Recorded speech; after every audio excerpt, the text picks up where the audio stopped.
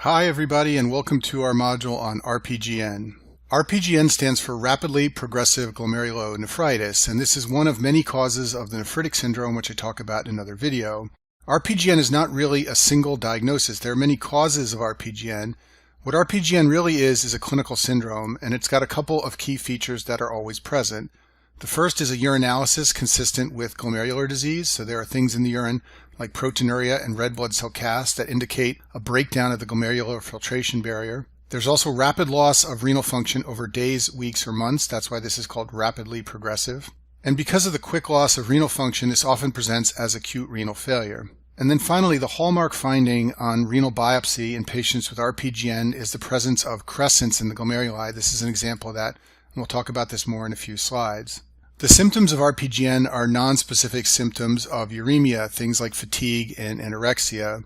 And although RPGN is an uncommon cause of acute renal failure, it's one that you don't want to miss because if it's left untreated, it leads to end-stage renal disease and a need for dialysis within weeks or months. And all forms of RPGN are inflammatory disorders. That's why it's called glomerulonephritis. And therefore, all causes of RPGN are treated with some form of immunosuppression. This could be intravenous steroids. This could be cyclophosphamide. Sometimes it's another agent. RPGN is also sometimes called crescentic glomerulonephritis, and it gets this name because the hallmark is the presence of crescents in the glomeruli. These are two glomeruli from a patient with RPGN, and you can see that there is this crescent-shaped structure in both glomeruli. That's the presence of crescents, and when you see that, the patient has RPGN. And I mentioned this before, but I just want to emphasize this point. RPGN and the formation of crescents is a pathologic description, but it doesn't tell you what the cause is. There are many causes of RPGN. We'll talk about these later in this video, but all of them are diseases that lead to crescent formation in RPGN. And the cause of the crescents is inflammation in the glomeruli. There are cells there like monocytes and macrophages. There's fibrin deposition. And basically, patients with RPGN just have a rapid, progressive, aggressive form of inflammation in the kidneys that can quickly lead to complete renal failure if it's not treated. So on this slide, I just want to emphasize the clinical presentation of patients with RPGN. They usually develop nonspecific symptoms of uremia, things like fatigue and anorexia. Their lab work shows acute renal failure with elevation of the BUN and creatinine, and the urine is nephritic with things like protein and red blood cell casts and dysmorphic red cells. These features lead to a renal biopsy, and on light microscopy of a renal biopsy sample, you see the presence of crescents. And once you see that, you know the patient has RPGN. What you do not know is what's causing the RPGN. There are multiple causes, and what I'm going to do in the rest of this video is talk about all the different causes of RPGN and how you distinguish one from another. So RPGN is rare, and the workup of a patient with new onset RPGN is a complicated subject that you really don't have to learn unless you're going to be a nephrologist. But I'll give you some basic rules here so that you can distinguish one type of RPGN from another and so that you can answer board questions about this condition. So the first thing to know is that the different causes of RPGN can be distinguished from one another based on immunofluorescence testing of biopsy samples. So in immunofluorescence testing, an antibody is added to a biopsy sample, and that antibody lights up if it binds to its target. And when you do immunofluorescence testing of biopsy samples from people with RPGN, you can categorize them into one of three categories. Patients with type 1 RPGN have a linear pattern of immunofluorescence. This is a linear pattern shown right here. And hopefully you can appreciate that the pattern by which the glomerulus is lighting up has this smooth linear pattern to it. In contrast, patients with type 2 RPGN have a granular pattern to their immunofluorescence. This is granular RPGN shown on the right side of the screen. Notice how the lighting up is more lumpy bumpy compared to the smooth lighting up of linear immunofluorescence. And then the last group, patients with type 3 RPGN, have negative immunofluorescence, meaning nothing lights up. We'll talk about those later in this video. Patients who have RPGN type 1 produce antibodies directed against glomerular basement membrane. These are called anti-GBM antibodies. And these are autoantibodies. This is a form of autoimmune disease, and the antibodies are directed against antigens found in the basement membranes. The stimulus for producing these autoantibodies is unknown, and this is an example of a type 2 hypersensitivity reaction.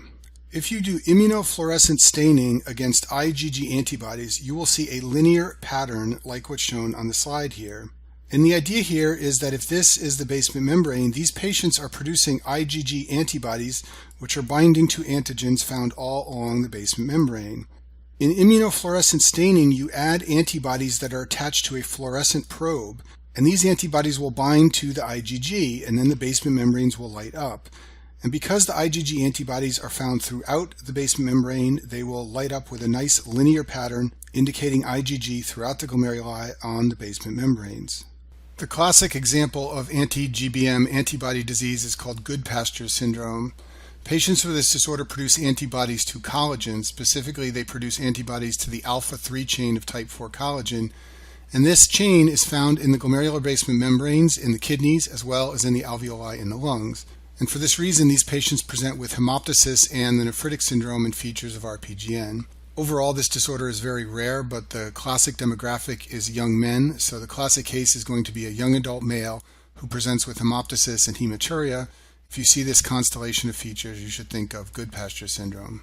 Moving on, patients who have RPGN type 2 have immune complexes that are depositing in the glomeruli. This is an example of a type 3 hypersensitivity reaction. So immune complexes are antibodies that bind to an antigen, and they circulate through the blood and they deposit in the kidneys. It's like they're getting caught in a net in the kidneys. And when they get caught there, they cause inflammation, and that leads to RPGN. Because the antibodies deposit at random places throughout the kidney, you get a granular pattern of immunofluorescent staining like what's shown on the screen here. Some areas may have more antibodies, some areas may have less, and you don't see that nice linear immunofluorescent staining we saw 2 slides ago. Instead, you get a granular pattern like what's shown on the slide here.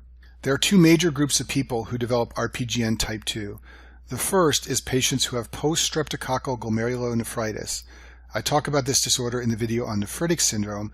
Some of these patients progress, and instead of just having post-streptococcal GN, they develop RPGN. And this is the most common cause overall of RPGN. It's patients who have a strep throat, they develop post-streptococcal glomerulonephritis, and it progresses to become crescentic RPGN glomerulonephritis.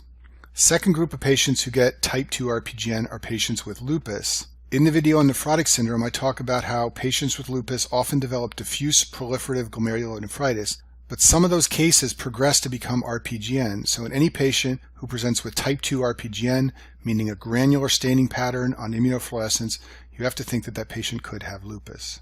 And then lastly, patients with RPGN type 3 disease have negative immunofluorescent staining. So if you try to stain their renal biopsy samples for IgG or IgA or other elements of the immune system, it comes up negative. The picture looks something like this on the screen. You can see the glomerulus in the middle is very dark because it's not lighting up.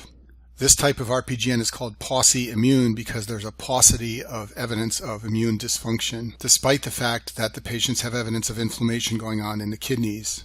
Most patients with RPGN type 3 are ANCA positive. ANCA stands for anti-neutrophil cytoplasmic antibodies, and ANCAs are a special type of antibodies seen in certain forms of vasculitis.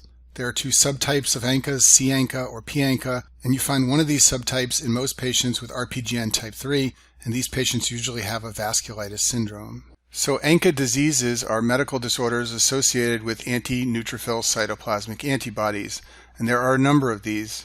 Wegener's granulomatosis, which is now called granulomatosis with polyangiitis, is a disease associated with C-ANCA. Microscopic polyangiitis is associated with P-ANCA, and Sturge-Strauss syndrome, which is now called eosinophilic granulomatosis with polyangiitis, is also associated with P-ANCA.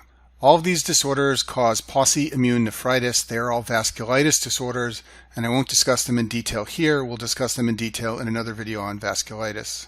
So going back to our clinical pathway slide, remember that patients with RPGN present with those symptoms of uremia like fatigue and anorexia. They have acute renal failure and a nephritic urine. These findings lead to a renal biopsy, which under light microscopy shows the presence of crescents, and once you see crescents, you know the patient has RPGN. If they have a linear pattern on immunofluorescent staining, those patients have type 1 RPGN, and that is caused by anti-glomerular basement membrane antibodies. The classic form of anti-GBM disease is Goodpasture's. If there is a granular pattern on immunofluorescent staining, those patients have immune complexes that are depositing in the kidneys. This is due to either post-streptococcal glomerulonephritis or lupus. And then lastly, the patients who have immunofluorescent staining that does not light up, this is called pauci immune. These patients have some form of vasculitis, and it's going to be an ANCA positive disease. And that concludes our module on RPGN.